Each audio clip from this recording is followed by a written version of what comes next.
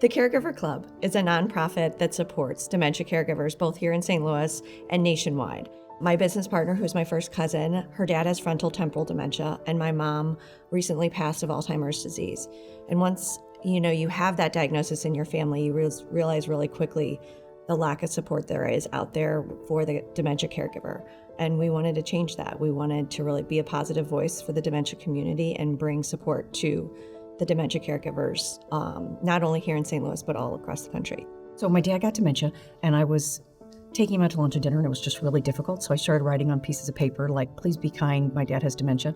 And Jodie was over carving pumpkins with her kids, and I was like, I want to help people do this. And she was all in. So we started with those caregiver cards, and that's really kind of how we got everything started. I just knew, I had a feeling that this was something bigger, and I knew that we could do this. I knew we could help caregivers. And I did a quick Google search that night and realized really in the community and around the country, there's not a lot for the dementia caregiver. There's plenty for the patient, but not for the dementia caregiver. So we have 4 full programs that we fund and underwrite, 2 of which are national and 2 of which are here in St. Louis. Our 2 national programs are our caregiver cards, and then we have our respite program, which is basically grant funding. We gave away about $40,000 last year to dementia caregivers across the country, and it really is a chance for the caregiver to feel loved and validated, and a chance for them to use that money for whatever brings them respite. And then we also have 2 St. Louis programs. So our caregiver companion outings, which are just free for caregivers and their loved ones with dementia here in St. Louis.